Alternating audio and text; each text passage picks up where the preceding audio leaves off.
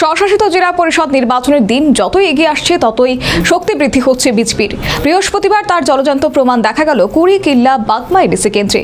তিপ্রামথা সহ বিভিন্ন দল ত্যাগ করে মুখ্যমন্ত্রী ডক্টর মানিক সাহার হাত ধরে বিজেপিতে যোগ দিলেন 702 জন ভোটার।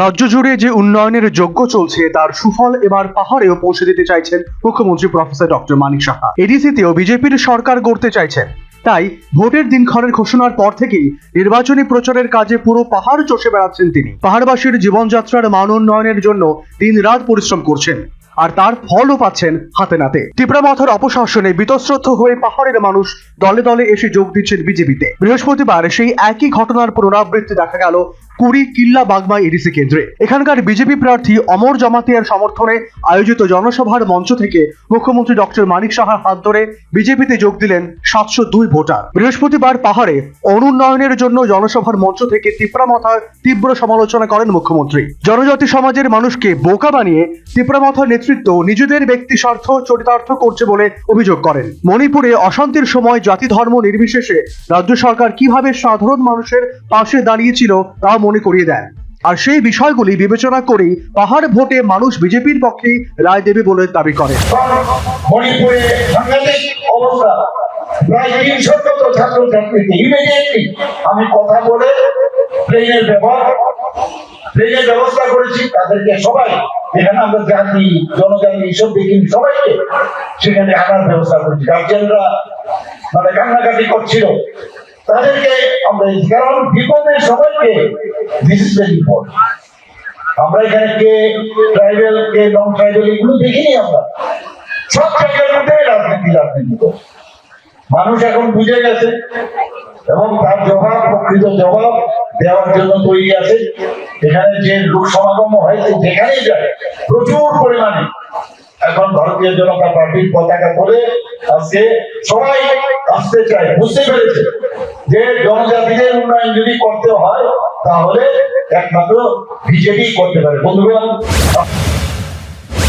ত্রিপুরায় এবারে ট্রিপল ইঞ্জিনের সরকার তৈরি হবেই বলে বাগমার জনসভা থেকে দাবি করেন মুখ্যমন্ত্রী ডক্টর মানিক সাহা। এ প্রসঙ্গে বলেন, পাহাড়ে গত কয়েকদিন ধরে ভোটের প্রচার করে যা বোঝা যাচ্ছে তাতে ত্রিপুরাতে বিজেপির ট্রিপল ইঞ্জিনের সরকার গঠিত হবেই, আর তারপর সবাই মিলে দ্রুত গতিতে এগিয়ে যাব 2047 সালে বিকশিত ভারতের লক্ষ্যকে পূরণ করার জন্য।